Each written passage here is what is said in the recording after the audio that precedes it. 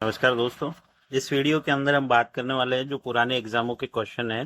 जैसे PSI exam 2011 का है, इसी तरह से ये अगला क्वेश्चन आरएस 2021 का है। इसी तरह से 2008 पुलिस कांस्टेबल का क्वेश्चन है ये। इसी तरह से 2020 स्कूल व्याख्याता का क्वेश्चन है ये। तो ये जो पुराने पेपरों के क्वेश्चन हैं, हम पिछले जो कई एग्जाम हुए हैं 2020, 21, 22 के अंदर, उन एग्जामों के अंदर ये देखा गया है कि पुराने क्वेश्चन जो है वो डायरेक्टली उठाए गए हैं या इनडायरेक्टली कहीं ना कहीं उनसे क्वेश्चन पूछे गए हैं। तो पुराने पेपर जो है वो बहुत इंपॉर्टेंट हो जाते हैं आने वाले एग्जामों के लिए। तो इस वीडियो के अंदर जो कुछ क्वेश्चन है, हम विज्ञान के क्वेश्चन है ये, तो देखते हैं उनको क्वेश्चन किस तरह के क्वेश्चन है और किस तरह से जो है उनको सॉल्व किया जाएगा। तो देखिए जरूर। चलिए, पहला क्वेश्चन है हमारे पास, शरीर के आंतरिक अंगों का परीक्षण किस उपकरण के द्वारा किया जाता है।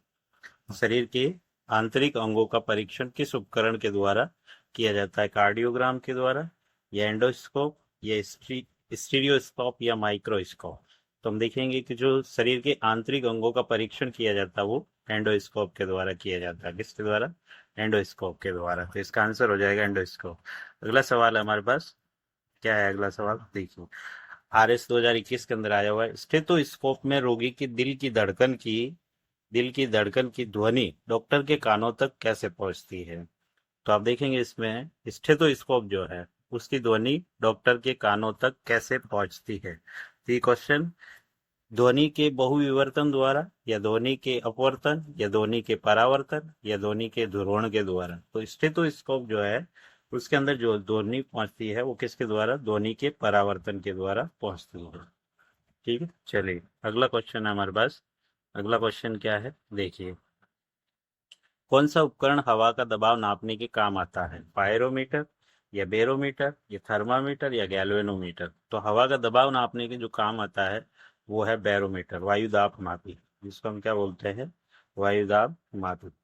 ठीक है, तो ये वायुदाब मापी जो होती है वो हवा का दबाव मापने के काम आता है। पायरोमीटर जो होता है ये उच्च ताप मापने के लिए आता है। जैसे सूर्य का ताप अगर मापना है तो वो कौन सा होगा? पायरोमीटर होगा। थर्मामीटर ये तापमापी है, सामान्य तापमापी, जिससे हम शरीर का टेम्परेचर मापते हैं। गैल्वेनोमीटर, इससे विद्युत की दिशा मापी जाती है। विद्युत धारा, विद्युत धारा की दिशा, विद्युत धारा की दिशा मापी जाती है किससे? गैल्वेनोमीटर से। ठीक है, चलिए तो इसका आंसर हो जाएगा बैरोमीटर। चलिए अगला क्वेश्चन है हमारे पास। क्या अगला क्वेश्चन? संवेग का एसआई मात्रक क्या होता है? किलोग्राम मीटर प्रति सेकंड, या ग्राम सेंटीमीटर प्रति सेकंड, या न्यूटन मीटर प्रति सेकंड, या जूल मीटर प्रति सेकंड। तो संवेग बराबर क्या होता है? पी बराबर एम वी होता है। संवेग को पी से दर्शाया जाएगा, द्रव्यमान इंटू वेग। ये फार्मूला होता है किसका? संवेग का। तो यहाँ पे मात्रक निकालना हमें, तो यहाँ द्रव्यमान का मात्रक क्या हो जाएगा? किलोग्राम, और वेग का मीटर प्रति सेकंड। तो संवेग का मात्रक क्या हो जाएगा? किलोग्राम मीटर प्रति सेकंड। किलोग्राम मीटर प्रति सेकंड, एक नंबर इसका क्या हो जाएगा? उत्तर हो जाएगा। चलिए अगला सवाल है हमारे पास। अगला सवाल क्या है? तरंग दैर्ध्य का एसआई मात्रक क्या है? तो तरंग दैर्ध्य का एसआई मात्रक होता है वो होता है मीटर। क्या होता है? मीटर। ये वेव होती है, इस तरह से हम वेव को शो करते हैं, ये वेव हो। तो ये एक साइकिल जब होता है, इस एक साइकिल के अंदर ये जो सीधी लंबाई होती है इसको तरंग दैर्ध्य कहा जाता है, और इसको लैम्बडा से दर्शाया जाता है। ठीक है, तो इसका आंसर क्या हो जाएगा? मीटर। चलिए अगला सवाल है हमारे पास। अगला सवाल क्या है? प्रकाश वर्ष इकाई है, प्रकाश वर्ष किसकी इकाई है? दूरी की है, या समय की है, या आयु की है, या प्रकाश की तीव्रता की है। तो प्रकाश वर्ष जो इकाई होती है वो दूरी की होती है। प्रकाश वर्ष किसकी इकाई है? दूरी की इकाई। ठीक है, चलिए अगला सवाल हमारे पास। साबुन के बुलबुले पर श्वेत प्रकाश डालने से रंग दिखाई देता है, इसका कारण क्या है? विवर्तन है, या ध्रुवण है, या परावर्तन है, या व्यतिकरण। तो साबुन के बुलबुले पर श्वेत प्रकाश डालने से जो रंग दिखाई देता है वो व्यतिकरण के कारण दिखाई देता है। किसके कारण? व्यतिकरण के कारण। ठीक है, चलिए अगला सवाल है हमारे पास। पानी का अपेक्षित घनत्व सर्वाधिक निम्नलिखित ताप पर होता है? 0 degree centigrade, 4 degree centigrade, 50 degree centigrade, या 100 डिग्री सेंटीग्रेड। तो पानी का जो अपेक्षित घनत्व सर्वाधिक होता है वो होता है 4 डिग्री सेंटीग्रेड पर। ठीक है, चलिए अगला सवाल है हमारे पास। क्या है अगला सवाल? केल्विन पैमाने में पानी का क्वथनांक कितना होता है? केल्विन पैमाने में पानी का क्वथनांक, अगर केल्विन पैमाने में हमें ध्यान नहीं है तो सेंटीग्रेड में अगर हमें पता है कि सेंटीग्रेड पैमाने में पानी का जो क्वथनांक होता है वो कितना होता है 100 डिग्री, और जो सेंटीग्रेड पैमाना होता है वो कितना होता है 0 से 100 तक होता है। इसी तरह से जो केल्विन पैमाना होता है वो 273 से शुरू होता है। अब 273 के अंदर अगर +100 कर देंगे तो ये 100 भाग, इसके अंदर भी 100 भाग होते हैं, इसमें भी 100 भाग होते हैं, तो यहाँ पे कितना आ जाएगा 373 केल्विन आ जाएगा। तो यहाँ पे जो केल्विन पैमाने में पानी का क्वथनांक होगा वो कितना होगा 373 केल्विन होगा। कितना होगा 373 केल्विन। तो सी आंसर, इसका तीसरा आंसर सही हो जाएगा। अगला सवाल है हमारे पास, क्या है अगला सवाल? निम्न में से कौन अदिश राशि का उदाहरण है? त्वरण, त्वरण सदिश राशि है। त्वरण कैसी राशि है? सदिश राशि है। इसी तरह से विद्युत क्षेत्र, ये भी सदिश राशि है। विद्युत तीव्रता, ये भी सदिश है। लेकिन विद्युत धारा जो, वो क्या है? अदिश राशि। विद्युत धारा क्या राशि है? अदिश राशि है। सदिश का मतलब है जिसके अंदर दिशा और परिमाण दोनों होती है, और अदिश का मतलब है जिसके अंदर केवल परिमाण होता है, दिशा का ज्ञान नहीं होता है, तो उसको हम अदिश राशि बोलते हैं। ठीक है, तो यहाँ पे अदिश राशि कौन सी हो जाएगी? विद्युत धारा हो जाएगी। विद्युत धारा के अलावा विभव जो होता है वो भी क्या है? अदिश राशि, विभव। ठीक, चलिए अगला सवाल है हमारे पास। क्या है अगला सवाल? केल्विन स्केल में मानव शरीर का सामान्य तापमान कितना होता है? 290, 310, 300 या 305? तो सेंटीग्रेड के अंदर जो शरीर का तापमान होता है वो कितना होता है? 37 डिग्री। कितना होता है? 37 डिग्री। अगर केल्विन पैमाने में हमें मापना है कि शरीर का तापमान कितना होगा, तो 273 प्लस 37 अगर कर देते हैं इसमें तो कितना आएगा? 310 केल्विन। केल्विन पैमाने के अंदर मानव शरीर का जो तापमान होता है वो कितना होता है? 310 केल्विन होता है। ठीक, चलिए अगला सवाल है हमारे पास। क्या है अगला सवाल? निम्न में से कौन मनुष्य मस्तिष्क का निम्न में से कौन मनुष्य मस्तिष्क का सबसे बड़ा भाग है? तो मानव मस्तिष्क के अंदर मुख्य रूप से कितने भाग होते हैं? 3 भाग होते हैं। एक अग्र मस्तिष्क होता है, एक मध्य मस्तिष्क होता है, और एक पश्चिम मस्तिष्क होता है। अब अग्र मस्तिष्क का एक भाग होता है प्रमस्तिष्क, जो मस्तिष्क का सबसे बड़ा भाग। मस्तिष्क का सबसे बड़ा भाग कौन सा होता है?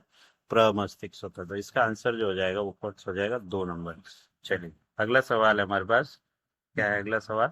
एक सामान्य नेत्र के लिए सुस्पष्ट दृष्टि की न्यूनतम मानक दूरी, देखिए वह दूरी जिससे कोई भी मनुष्य एक वस्तु को न्यूनतम दूरी पर देख सकता है, उससे नजदीक अगर वो वस्तु होती है तो वो वस्तु दिखाई नहीं देगी या धुंधली दिखाई देगी। तो वो न्यूनतम दूरी होती है 25 सेंटीमीटर। क्या होती है? 25 सेंटीमीटर होती है, जिस पर मानव नेत्र सुस्पष्ट रूप से देख सकता है उस वस्तु को। तो इसका जो आंसर हो जाएगा वो क्या हो जाएगा? 2 नंबर। चलिए अगला सवाल है हमारे पास। अगला सवाल क्या है? देखिए, मानव शरीर की सबसे बड़ी ग्रंथि कौन सी है? तो मानव शरीर की सबसे बड़ी ग्रंथि यकृत, अग्नाशय, अधिवृक्क या थाइमस? तो मानव शरीर की सबसे बड़ी ग्रंथि कौन सी है? यकृत है, जिसको हम लिवर भी बोलते हैं। क्या बोलते हैं? लिवर। और ये लिवर जो होती है वो अंतःस्रावी ग्रंथि होती है। कैसी होती है? अंतःस्रावी। ठीक है। अग्नाशय एक ऐसी ग्रंथि है जो मिश्रित ग्रंथि है। अग्नाशय कैसी है? मिश्रित ग्रंथि है। मिश्रित का मतलब जो अंतःस्रावी भी है और बहिःस्रावी भी है। ठीक है, चलिए अगला सवाल है। अगला सवाल क्या है हमारे पास? मानव शरीर का कठोरतम पदार्थ कौन है? मानव शरीर का कठोरतम पदार्थ कैरोटीन है, हड्डी, दांत का इनेमन या अमीनो अम्ल? तो मानव शरीर का जो कठोरतम पदार्थ होता है वो दांतों का इनेमन होता है। दांत की संरचना के अंदर दांत है मानव का। इस दांत के अंदर जो दांत बना हुआ होता है वो जनरली किसका बना होता है? डेंटिन का। और इस डेंटिन की सुरक्षा के लिए इसके ऊपर एक आवरण पाया जाता है, वो आवरण होता है किसका? इनेमल का। किसका होता है? इनेमल का। ठीक है, चलिए अगला सवाल है। अगला सवाल क्या है? निम्नलिखित में से कौन सा एंजाइम लार में उपस्थित होता है? निम्नलिखित में से कौन सा एंजाइम लार में उपस्थित होता है? पेप्सिन होता है, ट्रिप्सिन होता है, लेटेक्स या टाइलिन। तो लार में जो उपस्थित होता है वो होता है टाइलिन, और टाइलिन जो पाचन करता है वो किसका करता है? स्टार्च का पाचन करता है। स्टार्च का पाचन करता है टाइलिन। ठीक है, लार के अंदर एक और एंजाइम पाया जाता है जिसका नाम है लाइसोजाइम। क्या नाम है इसका? लाइसोजाइम नाम है इसका। और लाइसोजाइम का जो काम होता है वो होता है जीवाणुनाशी, यानी कि भोजन के अंदर कुछ ऐसे जीवाणु आ जाए या कीटाणु आ जाए तो उनको नष्ट करने का काम जो है वो किसका है? लाइसोजाइम का है। ठीक है, चलिए इसका अगला सवाल है। क्या है अगला सवाल? मानव रुधिर का पीएच कितना होता है? मानव रुधिर का पीएच जो होता है वो 7.4 होता है।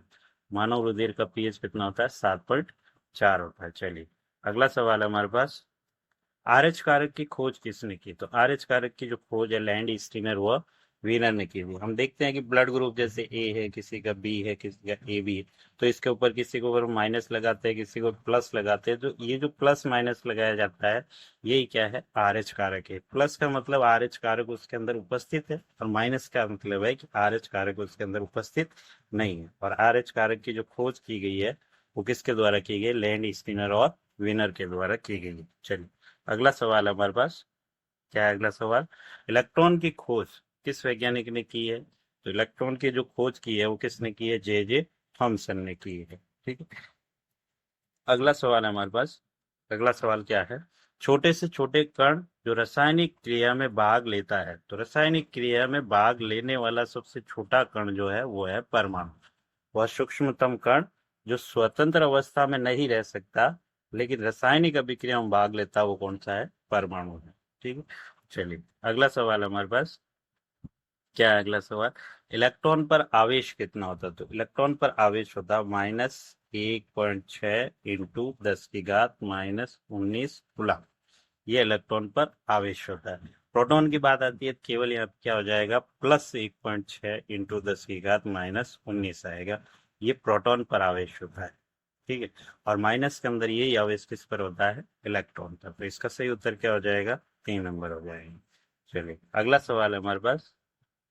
अगला सवाल क्या है? कक्ष तापमान पर दूध खट्टा होना।